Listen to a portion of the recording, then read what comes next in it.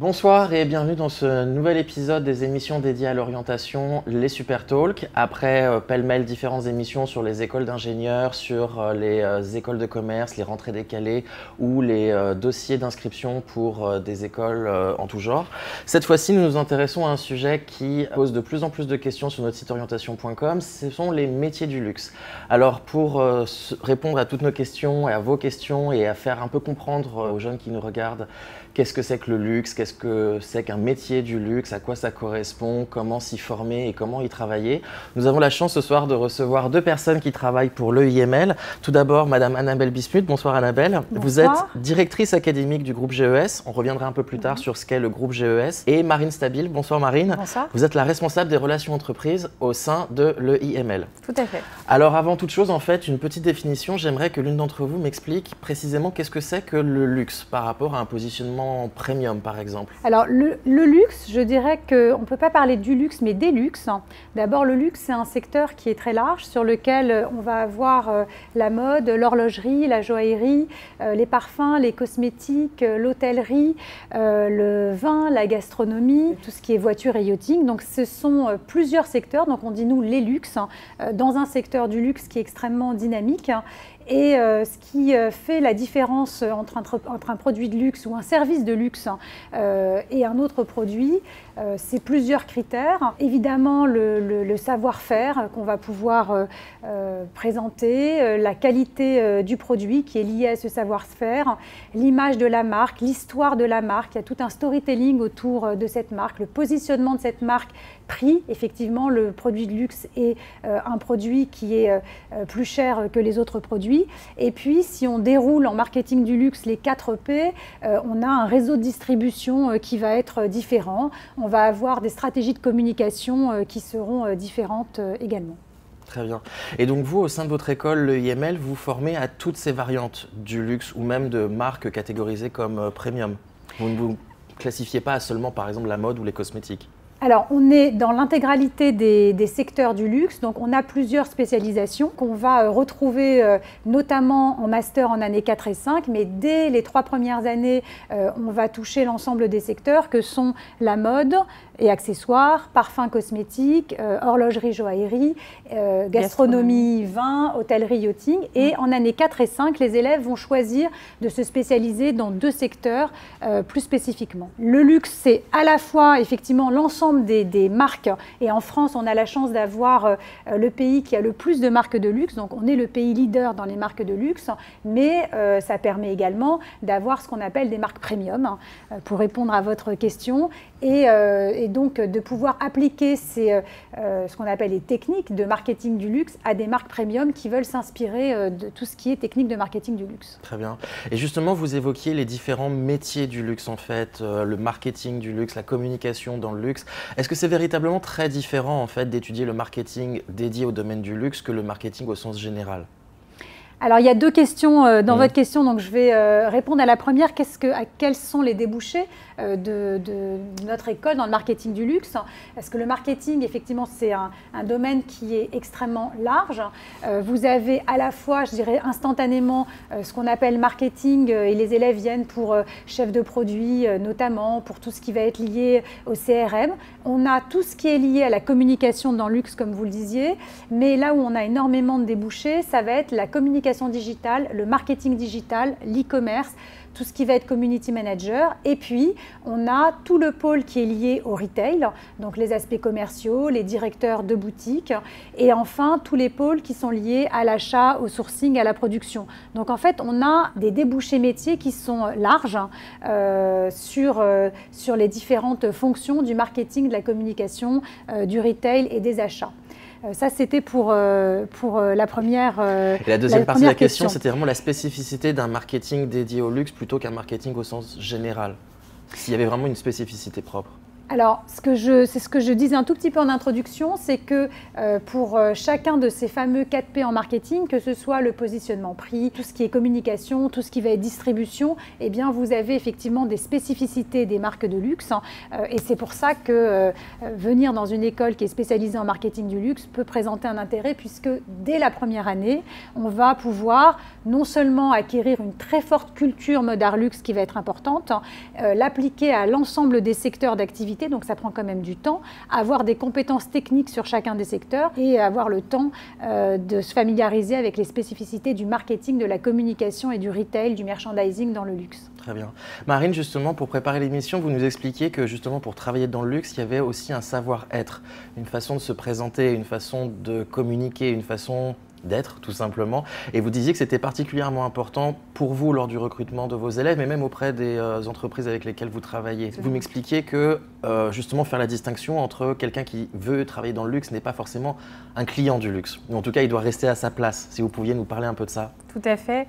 Et là, c'est la directrice de l'école, Sandrine Poupon, qui a coutume de dire que travailler dans le luxe et être client du luxe, ce n'est pas la même chose. Et aujourd'hui, on le voit bien, le savoir-être sur le recrutement, puisque nous, aux relations entreprises, on est au quotidien à échanger avec des recruteurs de l'univers du luxe. On voit bien que le savoir-être, c'est aussi 90% du recrutement dans le luxe, surtout quand on est en première année, surtout quand on va commencer aussi dans la vente, puisque c'est un passage obligé chez nous. C'est quelque chose qui est très important. Il faut avoir un niveau de discours qui est élevé. Il faut, comme vous le disiez, savoir être à sa place. Le client, on doit lui faire vivre une expérience. Donc, il faut penser à ça à chaque étape du recrutement et montrer qu'on a compris les codes du luxe. Parce que le luxe, c'est aussi un secteur qui est très codifié. Et ça, on l'apprend aussi à nos étudiants dès la première année, puisque c'est la base et la chose la plus importante. Et ça, justement, c'est très français, en fait, ces codes du luxe, ou finalement, ils sont internationaux? Il y a des cours en fait dans nos modules d'étiquette à la française. Donc je dirais que le luxe trouve ses origines en France et on a même coutume de dire que ça a démarré avec Louis XIV et Versailles avec les premiers codes du luxe. Et donc tout ce qui est règles d'étiquette à la française font partie d'ailleurs des modules qu'on va dispenser et sont importants dans ces codes du luxe. D'accord, donc c'est quelque chose quand même qui est recherché par les entreprises et finalement les élèves qui viennent vous voir pour un éventuel recrutement, eux aussi sont intéressés par ça, c'est-à-dire savoir-être, Savoir-être, savoir avoir un discours et un niveau de langue qui est quand même élevé. Et puis savoir aussi s'adapter aux spécificités, puisque oui, il y a une étiquette française et évidemment ça c'est aussi des choses qu'on apprend à l'EIML, mais on sait aussi s'adapter à un client qui est chinois par exemple et qui est le client le plus important, en tout cas le plus spécifique aussi au luxe. Il faut avoir aussi un savoir-être qui est personnel pour ce type de clientèle. Donc il faut savoir s'adapter, ça c'est très important. Et puis il faut vraiment un savoir-être. On pense parfois que c'est la base, mais ce n'est pas inné pour tout le monde. Donc voilà, dire bonjour, dire merci, remercier, personnaliser aussi l'expérience client. Ça, c'est très important, surtout dans le marketing. Donc voilà, il faut penser à ça. Et je crois que si j'ai bien compris que c'est pour ça que vous demandiez à vos élèves dès la première année de faire un stage dans un magasin d'immersion en fait, pour comprendre un peu ce dont il est question. Tout à fait, dans notre parcours, on demande aux étudiants d'aller voir ce qui se passe sur le terrain. Parce que la boutique, c'est l'accomplissement de tout. C'est là où tout le marketing, toute la communication essaye d'attirer le client. Travaille aussi pour ça. Donc c'est vrai que faire un stage en boutique terrain de luxe, et dès la première année, grâce à notre réseau, c'est tout à fait possible. On sait ce qui se passe sur le terrain, on sait quel est le travail du vendeur, du conseiller clientèle d'ailleurs, je devrais dire. Et on gagne aussi en crédibilité quand on monte après en marketing, en communication, etc. Et factuellement, vous leur faites faire un stage de combien de temps cette première année? Alors, le stage minimum, c'est 2-3 mois. D'accord. Voilà, dans une boutique tous les jours. Voilà. Ils peuvent faire ça pendant l'année ou alors pendant l'été, puisqu'on a énormément de demandes pendant l'été pour des remplacements de congés, etc. Donc, ils ont le choix entre faire un stage tout au long de l'année et le faire à la fin de l'année, puisqu'on les pousse quand même à avoir une expérience professionnelle qui est diversifiée et qui est riche pour la suite. Et concrètement, ça se passe comment en fait? C'est à eux de pousser la porte des différents magasins, ici on est à Paris, donc sur l'avenue Montaigne ou les Champs-Élysées, où vous allez les aider, vous allez les orienter en fonction de leur goût, en fonction peut-être de leurs propres connaissances. Quelqu'un qui s'y connaît déjà un petit peu en garde-temps, peut-être qu'on pourrait plus volontiers l'orienter vers un fabricant de montres de luxe. Alors que, bon c'est un peu cliché, mais peut-être qu'une fille peut-être plus volontiers vers une marque de luxe dédiée aux femmes comme Chanel par exemple. Alors, on est sur deux terrains aux relations entreprises. On doit conseiller, on doit orienter aussi les étudiants, c'est sûr. Et puis, on les accompagne et on leur ouvre les portes de nos partenaires. Donc, on va organiser des sessions de démarchage terrain, parce que ça, c'est un exercice aussi qui est important et auquel il faut être rodé. Donc, on a fait des démarchages terrain sur le secteur de la Samaritaine, du Bon Marché, des Galeries Lafayette, etc. Et en effet, on les accompagne pour qu'ils soient capables aussi d'aller donner leur CV en boutique. On organise aussi des ateliers, parce que je pense aussi que la première chose, c'est oser pousser les portes de la boutique. Oui, ça peut être intimidant. Voilà. Donc, oui. C'est pour ça qu'on commence aussi par les grands magasins qui le sont un petit peu moins.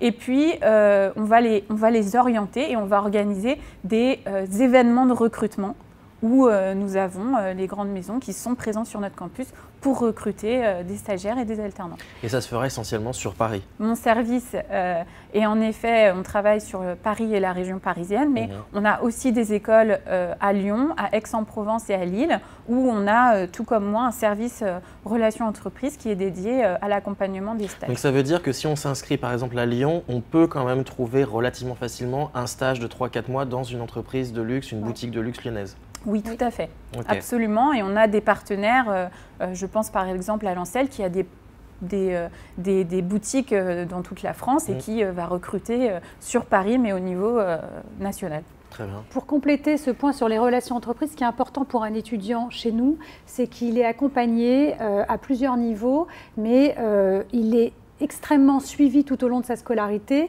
Et ce que Marine Stabile disait, pour compléter, c'est qu'on va avoir environ 5 speed meetings, ou ce qu'on appelle campus recrutement par an, pour l'ensemble de nos étudiants, et qu'en dehors de ces 5 campus recrutement, où on va avoir à chaque fois une trentaine d'entreprises qui viennent pour proposer des stages et de l'alternance, on a ce qu'on appelle des journées de recrutement dédiées. On en a au moins une par mois, voire parfois 2 par mois. Donc, je dirais qu'on a la chance pour nos étudiants, on leur donne la chance de trouver pour l'ensemble des étudiants des stages dès la première année, avec non seulement ces entreprises qui viennent directement à l'école, et donc ça leur permet d'éviter d'envoyer des CV, d'attendre une date d'entretien. C'est nous qui les positionnons directement sur ces entretiens en campus à l'école. Et puis parfois même, quand une entreprise est pressée, on va plus loin, on fait ce qu'on appelle de la sélection active et on envoie le CV immédiatement.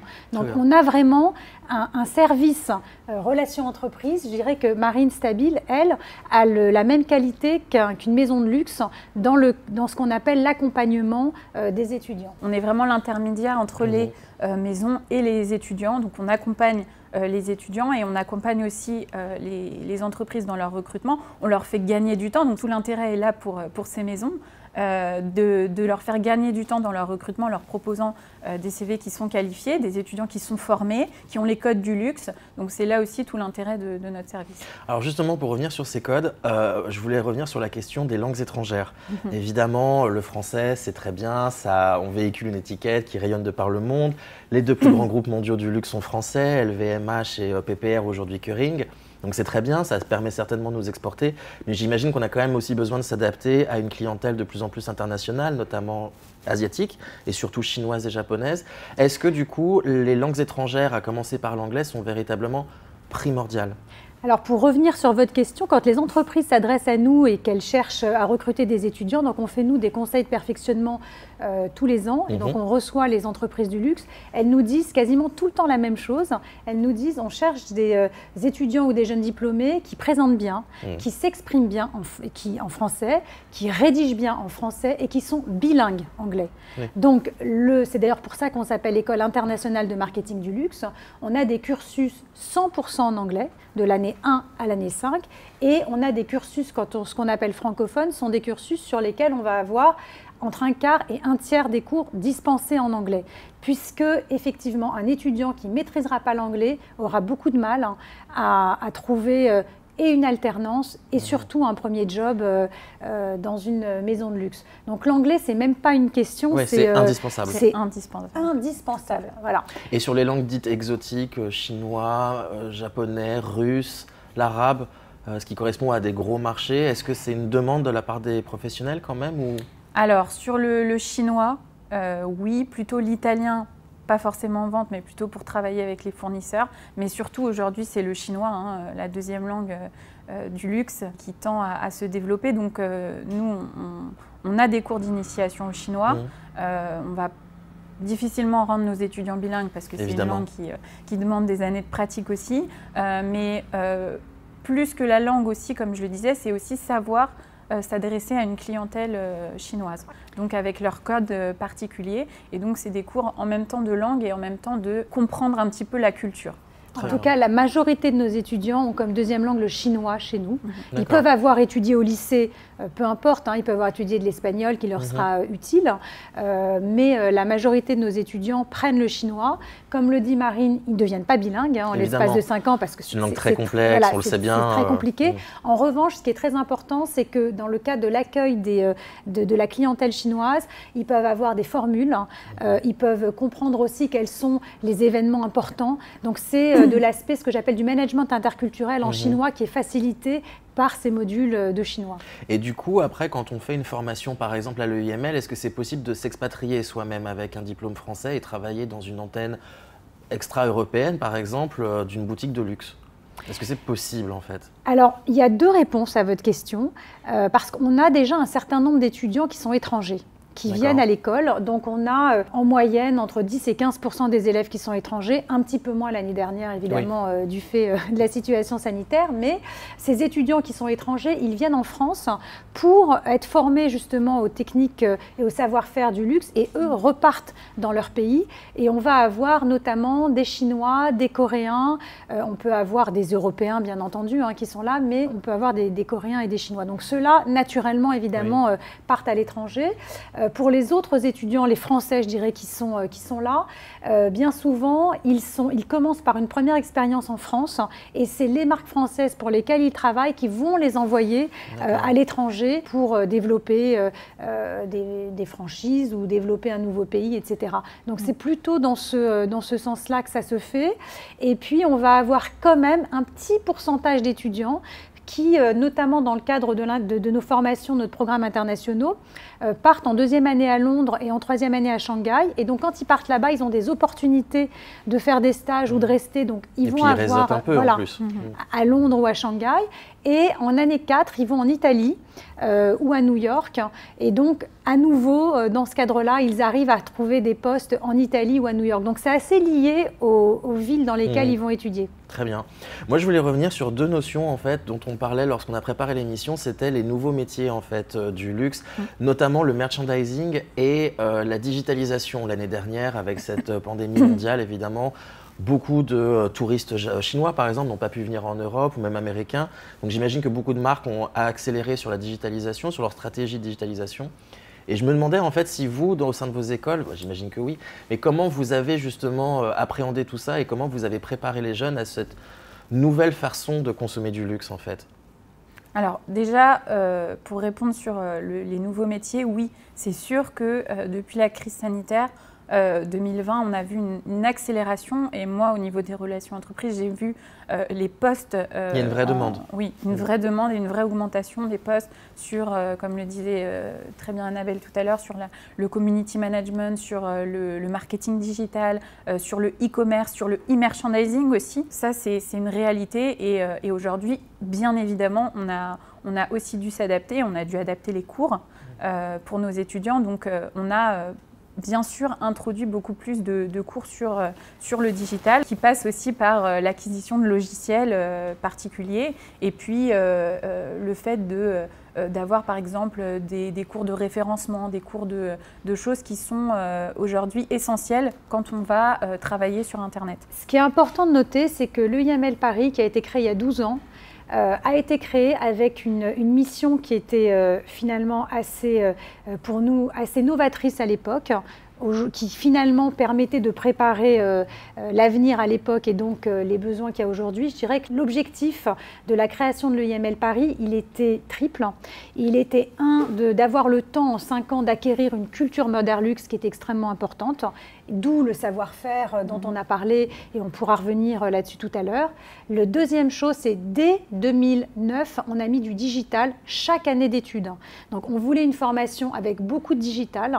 Donc le digital chez nous, c'est à la fois depuis la création et c'est parce qu'on a des écoles partenaires au sein du réseau GES qui sont des écoles non seulement de marketing digital mais aussi de communication audiovisuelle, et le web et l'audiovisuel aujourd'hui ont fusionné notamment pour tout ce qui va être community manager. Donc c'était ce côté effectivement digital. Troisièmement, on avait dès le départ cette volonté d'aller sur une spécialisation sur les différents secteurs avec une expertise métier qui est de la gémologie quand on va faire de l'horlogerie joaillerie, tout ce qui va être lié aux matières premières en parfum et cosmétiques, donc de bien comprendre les produits, tout ce qui va être textile, cuir, de bien comprendre les produits. Donc ces trois, je dirais que c'est cette mission de départ, cette identité de cette école, elle nous a permis de préparer nos élèves à être capables, notamment sur le digital, en période de crise, pouvoir, je dirais, répondre aux besoins des principales marques de luxe.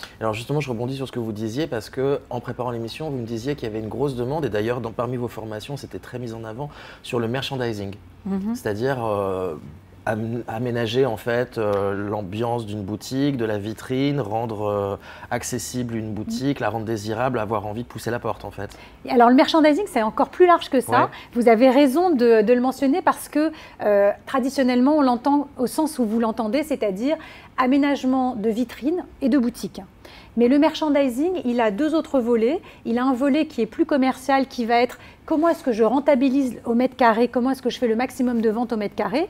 Donc il y a toute une analyse, à la fois en amont sur les produits qu'on va vendre, sur la gestion des stocks pour pouvoir avoir le produit au bon moment, en dehors de savoir où est-ce que dans la boutique on va le placer. Et puis, il y a un troisième volet, au-delà du volet commercial, qui est un volet web, qui est ce qu'on appelle le netchandising, et comment faire pour que, quand vous faites des recherches ou que vous allez sur un site internet, apparaissent de façon naturelle les produits ou quand vous cherchez un produit, trouver l'accessoire qui va aller avec, etc.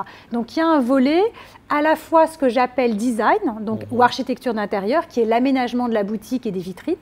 Il y a un volet marketing commercial et il y a un volet digital. Et c'est pour ça qu'en fait ces métiers du merchandising, qui jusqu'à il y a une dizaine d'années étaient plutôt des métiers un peu d'autodidacte, bac+2, au fur et à mesure sont passés en bac+3 et maintenant en bac+5. Et c'est pour ça que depuis maintenant 7-8 ans, on a une filière entière merchandising de l'année 1 à l'année 5 avec des métiers qui sont très riches puisqu'ils intègrent ces aspects marketing, design et numérique. Donc effectivement, je vois que dans le monde du luxe, il y a finalement une kyrielle de métiers et qui correspondent à une kyrielle de profils. Malgré tout, c'est quand même, j'imagine, une école très féminine. Vous avez des garçons? Oui, alors on va pas se cacher qu'en effet, on a la majorité… 3/4 à peu près. Ouais. 3/4 de nos étudiants sont des étudiants. Mais les garçons qui seraient éventuellement intéressés, en fait, pour pas les démoraliser en se disant, bon, en même temps, ça peut être bien d'être entouré de filles, mais peut-être qu'on se dit, bah, s'il y a beaucoup de filles, c'est parce que c'est elles aussi qui ont le plus d'opportunités professionnelles. Est-ce qu'il y a aussi une demande par rapport aux entreprises d'avoir des hommes? Absolument pas. Il y a même une discrimination. Oui, il y a une discrimination positive pour les hommes. Donc, en fait, je dirais que sur les premières années, sur le bachelor, on a effectivement parfois plus tendance à avoir des filles. Et puis, on va avoir des étudiants qui vont découvrir un petit peu ou qui auront des expériences. Et on en aura un peu plus de garçons au niveau master ou au niveau MBA. Mais les entreprises ne cherchent pas spécifiquement à avoir des femmes plus que des hommes. Ouais. Non. Et j'invite d'ailleurs les garçons à s'intéresser à l'univers du luxe parce que c'est aussi quelque chose où ils sont très bien reçus et où ils sont peu nombreux. Donc bien sûr, c'est des profils qui sont très intéressants et qui changent. Et on tend à avoir un peu plus de garçons, on l'espère, à l'avenir. Donc imaginons que les gens qui nous regardent, en fait, on arrive à les convaincre. Bien sûr, en regardant l'émission, ils sont déjà un petit peu intéressés par le monde du luxe avec un grand L. Mais espérons qu'on ait réussi à les convaincre, en fait, de s'intéresser vraiment activement à une formation dans le monde du luxe. Est-ce que vous pouvez nous expliquer un petit peu quels sont les pièges à éviter parmi toutes les écoles qui proposent des formations dans le luxe? Est-ce qu'il faut forcément choisir un diplôme visé, reconnu par l'État, RNCP? Est-ce qu'on doit absolument promouvoir l'alternance? Est-ce qu'il y a des choses vraiment clés pour que les élèves puissent, enfin les jeunes qui nous regardent, puissent vraiment choisir correctement leur école? Alors là où vous avez raison, en fait, c'est qu'aujourd'hui, il y a une multitude de formations dans le luxe. Je suis très heureuse de le dire avec peut-être un peu de prétention pour ceux qui nous écoutent, mais c'est la réalité. Le IML Paris, c'est non seulement leader dans le marketing du luxe, mais pionnière. C'est-à-dire c'est la première école créée en 2009 avec une formation en 5 ans sur le marketing du luxe. Et dans un premier temps, on avait beaucoup d'étudiants ou des parents qui disaient mais est-ce que ça vaut vraiment la peine de faire une école spécialisée? Et la réponse a été donnée non seulement parce que nos étudiants sont bien placés, mais parce qu'en plus, depuis, je dirais 2015, vous avez maintenant des dizaines et des dizaines de formations en marketing du luxe qui peuvent être des masters, des MBA ou des formations post-bac comme la nôtre. Ce qui est important, vous avez plusieurs, à mon avis, en tout cas plusieurs critères. Vous avez les diplômes qui sont délivrés par l'école. Voilà, des diplômes reconnus par l'État, c'est notamment des diplômes RNCP, comme ceux qu'on peut délivrer, Répertoire national des certifications professionnelles. Nous, on délivre des diplômes niveau 7 et niveau 6. Niveau 7, c'est des équivalents de Bac plus 5 et niveau 6, des équivalents de Bac plus 3. Pourquoi ces diplômes RNCP sont devenus indispensables? C'est qu'ils permettent de faire de l'apprentissage et de l'alternance. Sans diplôme RNCP, vous n'avez pas d'apprentissage et d'alternance. Et donc, aujourd'hui, c'est devenu une clé d'entrée dans pas mal d'écoles. Dans le secteur du luxe, il y a beaucoup de bouche à oreille qui fonctionnent. Donc, c'est vrai que la notoriété d'une école, le nombre d'alumni qu'on peut avoir, les partenaires que va avoir une école peuvent faire la différence. Et puis, il va y avoir également tout ce qui est lié aux intervenants. Est-ce qu'on a des intervenants experts qui permettent de créer un réseau, qui sont dans le secteur du luxe? Pour moi, c'est quelque chose d'important. Et pour une école comme la nôtre, je pense qu'appartenir à un réseau qui est le réseau des grandes écoles spécialisées, au sein duquel on a 22 établissements avec 17 000 étudiants, permet d'asseoir, je dirais, l'école, ses diplômes. Et puis, on a également un certain nombre de partenariats, de double diplômes avec ces écoles du réseau GES. Donc, ça nous permet à nous de donner à des élèves qui, par exemple, aiment le merchandising et veulent avoir un diplôme d'architecte d'intérieur, leur proposer une formation en double diplôme avec l'effet d'archi. Vous pouvez les faire rebondir avec une autre école de votre groupe. Exactement. Et puis, on a parfois des étudiants, et dans nos échanges, vous m'avez posé la question, on a parfois des élèves qui sont dans des écoles plus généralistes et puis qui finalement se disent « j'aime le luxe » et qui viennent au sein de notre réseau en année 3, 4, 5, à l'inverse des étudiants qui se disent finalement j'ai envie de reprendre quelque chose, d'aller un peu plus loin parce qu'ils ont vu que les débouchés métiers c'était dans le digital et ils vont aller à l'ECITV qui est notre école de digital, ils vont terminer là-bas en se disant je vais avoir un complément de formation. Le CITV, je fais une petite parenthèse avec laquelle on sera la semaine prochaine sur les métiers de la communication digitale. Voilà, et bien justement on a pas mal d'étudiants qui sont intéressés pour développer des expertises, donc voilà ce que ça permet.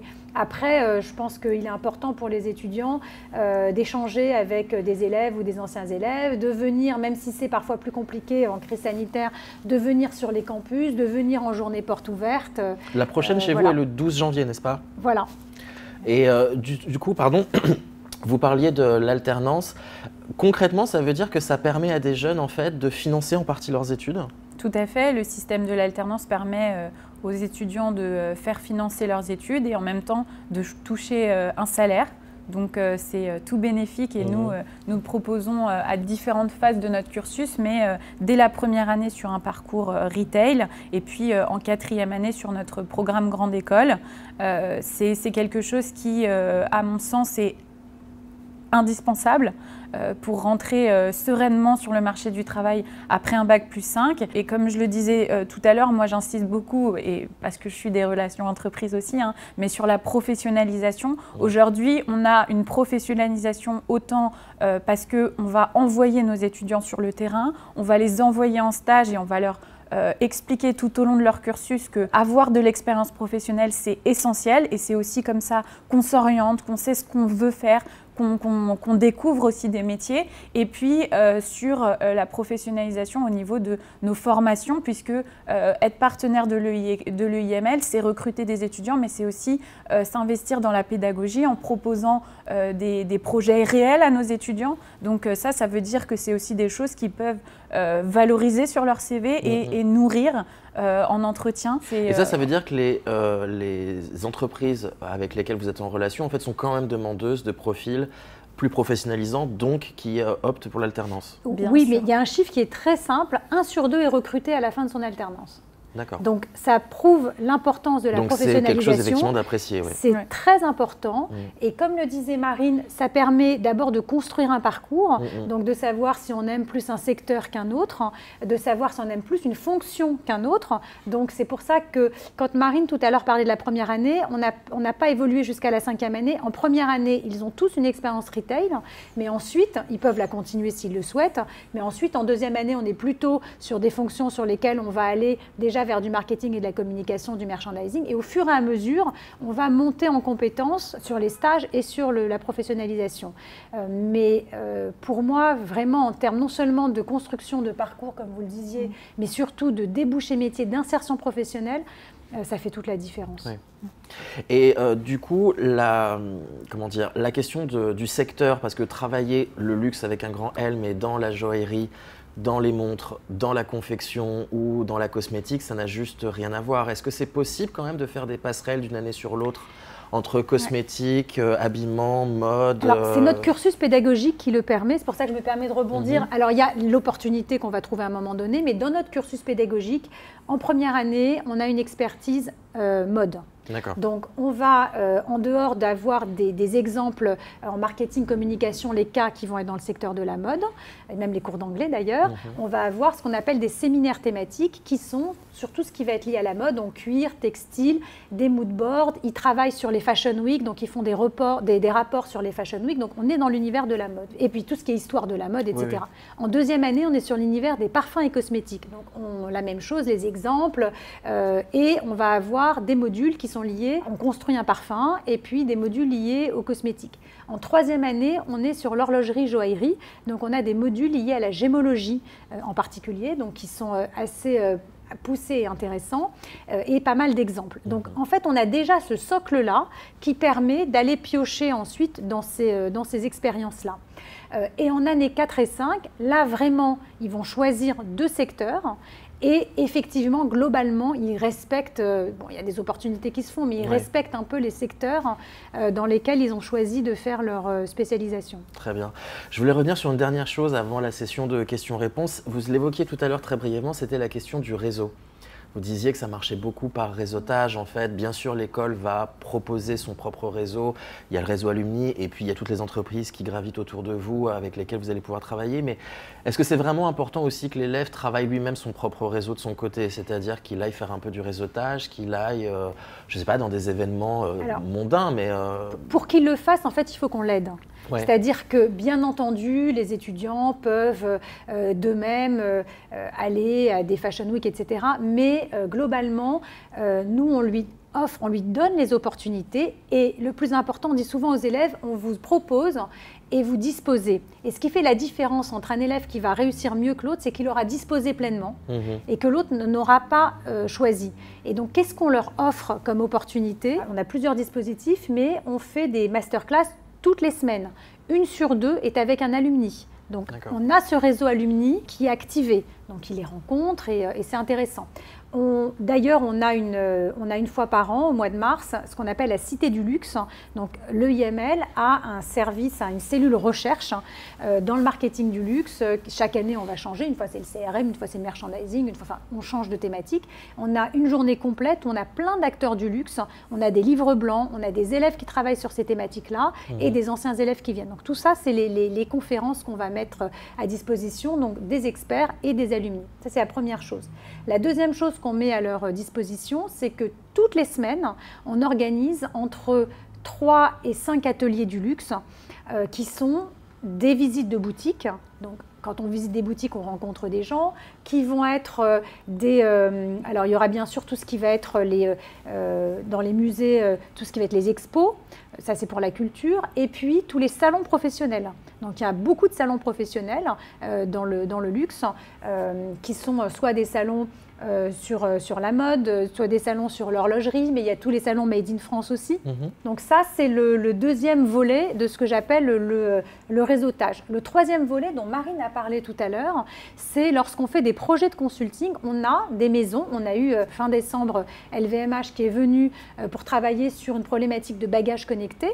Donc on a des élèves qui vont travailler pendant une semaine complète ou parfois sur un semestre sur une thématique. Et là, on a des briefs qui sont donnés par les maisons et des responsables marketing com qui viennent et qui peuvent repérer des étudiants. Donc là encore, on a une autre opportunité de se construire ce réseau-là. C'est aussi à eux de saisir ces opportunités. Et de se faire repérer. Voilà. Tout seul, c'est pas toujours facile, donc il faut leur donner les clés de l'univers du luxe. Très bien. Je voulais revenir sur une dernière chose, parce qu'on a beaucoup de questions qui reviennent là-dessus, c'est les gens qui veulent se spécialiser, par exemple des gens qui ont fait des études de journalistes et qui aimeraient se spécialiser journaliste de mode. Est-ce que c'est possible, après avoir entamé des études de journalisme, de bifurquer grâce à l'EIML ou à une autre école sur une dernière année ou les 2 dernières années de spécialisation dans le domaine du luxe et de la mode? On a en fait dans une autre école partenaire qui s'appelle Modart, qui est dans les mêmes locaux que nous d'ailleurs, on a une formation communication de mode dans laquelle on a toute une filière journalisme de mode, d'autant plus qu'on a une école de journalisme dans le réseau GES qui s'appelle ISFJ, l'Institut supérieur français du journalisme, et on a des programmes en commun ISFJ Modart, spécifiquement sur le communication de mode et le journalisme de mode. Maintenant, quand on veut être plutôt sur le luxe, on a d'ailleurs des partenariats avec des magazines dans le luxe, on peut avoir des étudiants qui viendraient avec des formations qui seront journalisme ou communication, mais en tout cas pour ce que vous disiez journaliste, et dans ce cas-là, ce qu'on propose, c'est ce qu'on appelle des semestres de validation parce qu'ils ont besoin de récupérer tout un certain nombre de compétences en marketing, en com, de façon à pouvoir suivre les cours des autres. Donc on a soit ces semestres de validation et la spécialisation communication dans le luxe en années 4 et 5, et ils accèdent comme ça, soit notre école partenaire Modart en partenariat avec l'ISFJ pour des journalistes de luxe. Parfait. Marine, je voulais juste revenir avec vous sur quelque chose. C'est pour vous, c'est quoi le profil idéal de quelqu'un qui candidaterait à l'EIML? Alors, pour moi, le profil idéal, c'est quelqu'un qui est d'abord passionné, parce que ça, on ne l'a pas encore dit, mais c'est quelque chose qui est très important. C'est vrai que c'est un mot-clé, ouais. C'est la passion, c'est ne pas être seulement client du luxe, mais commencer à avoir et à acquérir une culture générale luxe. Moi, j'aime bien que voilà, on me parle d'un directeur artistique que on suit particulièrement et qu'on aime, de son travail, de choses comme ça, ou d'une spécialité en gémologie. Enfin voilà, qu'on aille un petit peu plus loin que les maisons que tout le monde connaît, qui ont pignon sur rue. Donc voilà, quelqu'un qui est d'abord passionné. Et puis quelqu'un qui, je vais rejoindre un peu l'aspect recrutement, mais quelqu'un qui a un savoir-être aussi, qui est... Mais c'est vraiment important. Visiblement, c'est un mot-clé qui revient beaucoup. On sent que c'est quelque chose qui marque. Ça fait quand même 90% des choses. Donc moi, c'est vrai que quand j'ai des étudiants que je rencontre et puis ensuite qui m'envoient un mail pour me remercier, et je me dis, voilà, il a tout compris. Donc c'est des réflexes que c'est normal, on sort du bac, voilà, on n'a pas forcément, mais qu'il faut commencer à acquérir très rapidement parce que c'est des petits plus comme ça qui font qu'on va évoluer plus vite que les autres. Et puis j'ai envie de dire moi, je vais parler en tant que responsable des relations entreprises, mais nous, c'est vrai que quand on voit qu'un étudiant est motivé, a envie, va plus loin, recherche par lui-même, enfin voilà, a encore une fois le bon état d'esprit, le bon savoir-être, et nous, on va le pousser. Voilà. Et ça, c'est la capacité aussi qu'on a. Comme on est en relation avec toutes les maisons toute l'année, si on a un étudiant qui vraiment nous montre qu'il a tout compris, on peut le pousser aussi. C'est cet état d'esprit que moi, je recherche chez les étudiants. Selon vous, est-ce qu'il est plus intéressant, de votre expérience, de travailler pour un très grand groupe de style LVMH ou Kering, ou pour une de ces grandes marques, par exemple Dior, qui est le vaisseau amiral du groupe LVMH, ou même carrément pour un petit fournisseur de Dior? Qu'est-ce qui semble plus intéressant pour vous, plus professionnalisant, plus épanouissant? En fait, c'est de voir les deux. C'est-à-dire que moi, je pousse les étudiants à aussi avoir des parcours diversifiés et à être capables aussi de travailler pour une grande maison comme Dior, comme pour une maison plus modeste, mais qui peut aussi très bien monter dans les années à venir, ou chez un fournisseur. Et même, on a des étudiants qui sont en agence aussi, sur des comptes luxe. Donc, en fait, tous les aspects sont intéressants à ce niveau-là et apportent des choses différentes. Et justement, on a un parcours en 5 ans, voire même plus, parce que nos étudiants ont la possibilité aussi de faire des années de césure et d'aller en stage, et donc de voir énormément de choses et de se nourrir de tout ce que ces différentes entreprises peuvent aussi leur apporter. Donc voilà, il n'y a pas de parcours idéal, mais c'est sûr que quand on veut travailler dans l'univers du luxe, il faut quand même être passé dans une grande maison. Voilà. Oui. Mais en fait, il n'y a pas de parcours idéal, mais ça dépend surtout du profil de l'étudiant. On a des étudiants qui d'abord rêvent des grandes maisons de luxe et savent que ça va être très processé et qu'il y a une progression qui se fait année après année avec des revues à 360, etc. et à qui ça convient très bien. Et puis vous en avez d'autres qui ont envie de moins de hiérarchie, qui ont envie de plus de 360, qui ont envie de plus d'agilité et qui, eux, seront plus heureux dans des plus petites structures. Donc effectivement, ce que disait Marine, c'est pas qu'il y en a un qui est mieux que l'autre, c'est qu'il y en a un qui vous correspond mieux qu'un autre. Et justement, je rebondis sur ce que vous dites. Est-ce que c'est possible, envisageable, de monter sa société dans le luxe sans concurrencer Dior, Chanel ou je ne sais quoi, mais par exemple parmi les fournisseurs ou être agent Alors, on a déjà un parcours entrepreneuriat, on peut parler d'engrenage, qui est un concours d'entrepreneuriat où les étudiants qui sont en master peuvent participer tous les ans. Il y en a qui ont gagné d'ailleurs de l'EIML. C'est un concours pour tout le réseau GES et il y en a qui ont gagné, qui ont eu des lots. Exactement, et c'est un concours, comme le disait Annabelle, qui est réseau GES. Donc chaque étudiant du réseau GES peut présenter son parcours, et si on est gagnant, et bien justement ça nous permet d'être accompagné aussi dans le développement de son projet. Mais oui, c'est quelque chose qui est tout à fait possible. Aujourd'hui, on est en 2021, évidemment on pousse 2022, pardon. On pousse à l'entrepreneuriat.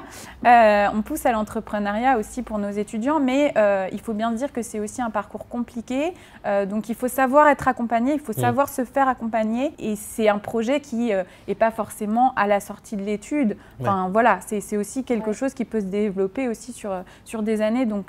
Alors voilà. En exemple, on a peu d'étudiants qui ont créé des marques de luxe. En revanche, là où on en a quand même un certain nombre, c'est on en a qui ont créé des services de luxe.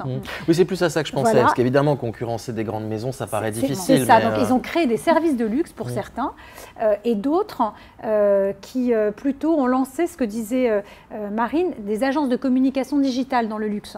Donc ils vont de façon un peu plus sur tout ce qui va être le référencement ou être community manager, etc. Donc soit ils lancent des agences de com, soit ils lancent plutôt des services de luxe. Une marque de luxe, c'est quand même, ça demande des moyens. Et du temps, et puis des moyens financiers évidemment, surtout à cette époque où tout est concentré. Il y a finalement très peu de marques de luxe indépendantes aujourd'hui, ça n'existe presque plus.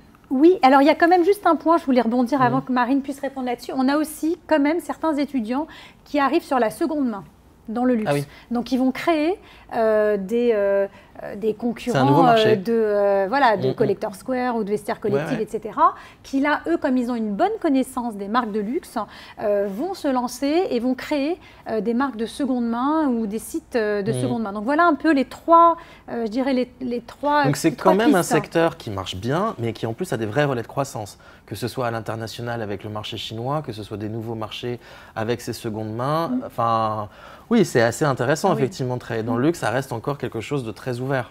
Oui, le luxe ne connaît pas la crise. N'est-ce pas ? On a très vite récupéré les chiffres de 2019 malgré la crise sanitaire. Donc c'est vrai qu'il y a encore Et ça, c'est vraiment dû à la clientèle internationale chinoise et américaine, ou c'est intrinsèque au luxe en fait, tout simplement. C'est le dernier secteur qui connaît la crise et c'est le premier qui repart.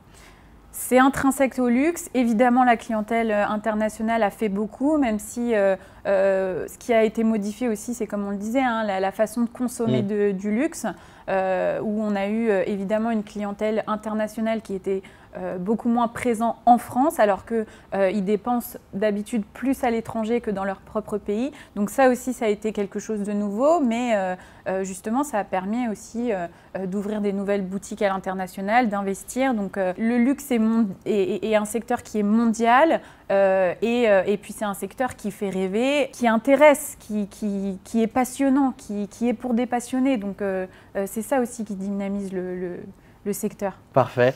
On va juste passer maintenant aux questions de nos internautes qui, lors de la préinscription, ont sélectionné quelques questions. Une première question pour vous, Annabelle, en fait, où se trouvent les principales écoles du luxe en France? Est-ce qu'on est condamné à rester sur Paris ou sur la Côte d'Azur? Une majorité sont à Paris, il faut quand même dire ce qui est. Nous-mêmes, on en a à Lille, Lyon, Aix. Il y en a également dans ces villes-là pour d'autres écoles concurrentes, mais que j'appelle néanmoins amies, puisqu'on est dans le même secteur. Vous pouvez en avoir dans toutes les grandes villes de France à partir du moment où on a un pouvoir d'achat qui permet d'avoir toutes ces maisons de luxe. Donc on en retrouve dans toute la France. Parfait.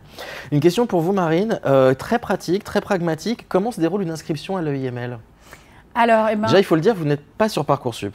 Non. Nous ne sommes pas sur Parcoursup et donc tout simplement en postulant sur notre site internet, on a des sessions donc, de concours qui sont organisées plusieurs fois par mois et donc le parcours est très très simple.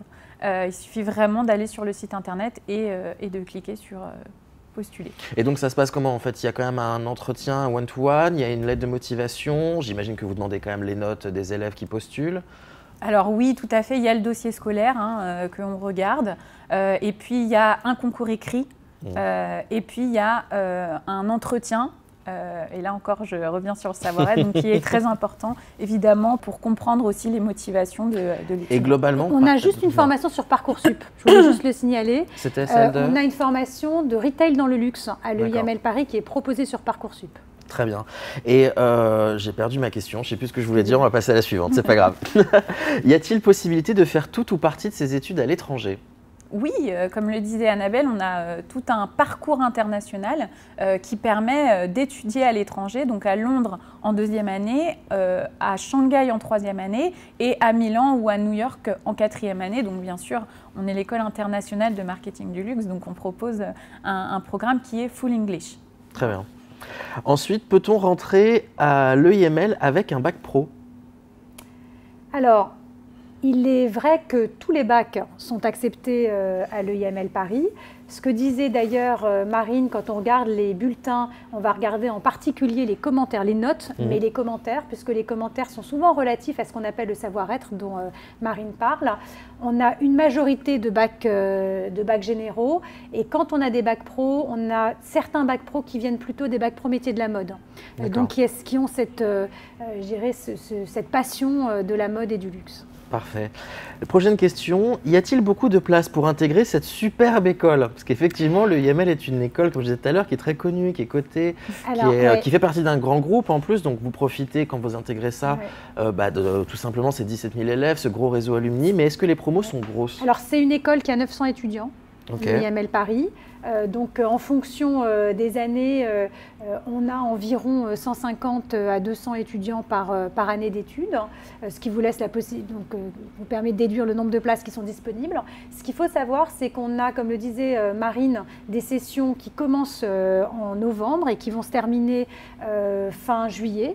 On a des classes qui peuvent être fermées dès lors qu'elles sont pleines, et donc il y a certaines classes qui vont être fermées en juin, d'autres qui vont être fermées en juillet, d'autres qui vont être fermées fin août. Donc ça dépend un peu des inscriptions. Il faut savoir qu'on a à peu près, on a une sélection qui fait qu'on va en avoir un peu plus d'1 sur 2 qui sera admis. Très bien. Eh bien, merci beaucoup de nous avoir éclairé en fait sur les mondes du luxe. Peut-être un mot de la fin pour vous deux, si vous aviez quelque chose à rajouter pour tenter de convaincre encore une fois les élèves qui seraient intéressés de rejoindre l'EIML. Moi, j'ai envie de dire que venez nous rencontrer déjà, ça c'est important. C'est un bon conseil. Venez échanger avec nous. Et puis, si vous êtes passionné, si vous avez une vraie envie de travailler dans ce secteur, l'EIML, c'est l'école parfaite. Voilà. Annabelle, peut-être un dernier mot aussi? On va synthétiser en donnant la devise de l'EIML. Venez acquérir les clés de l'univers du luxe en intégrant le IML Paris. Et puis, venez également participer à l'aventure dans un grand réseau d'enseignement supérieur français qui fait partie des top 5 en France. Parfait. Merci beaucoup à vous deux. Merci à vous tous de nous avoir suivis. Nous vous retrouvons donc la semaine prochaine avec le CITV sur les métiers de la communication digitale. Je voulais juste mentionner un livre qui m'a été très utile en fait pour fabriquer cette émission. Ça s'appelle Les guerres du luxe de Stéphane Marchand, édité en 2002 mais qu'on retrouve dans toutes les bonnes bibliothèques municipales, qui est un journaliste économique en fait qui retrace la création du groupe LVMH et du groupe PPR devenu Kering, qui décrit très bien le monde assez violent au niveau économique de ce que c'est que le luxe et de ce que ça veut dire que d'y travailler. Je vous invite vivement à le lire, Les guerres du luxe de Stéphane Marchand. Merci à tous et à la semaine prochaine. Au revoir.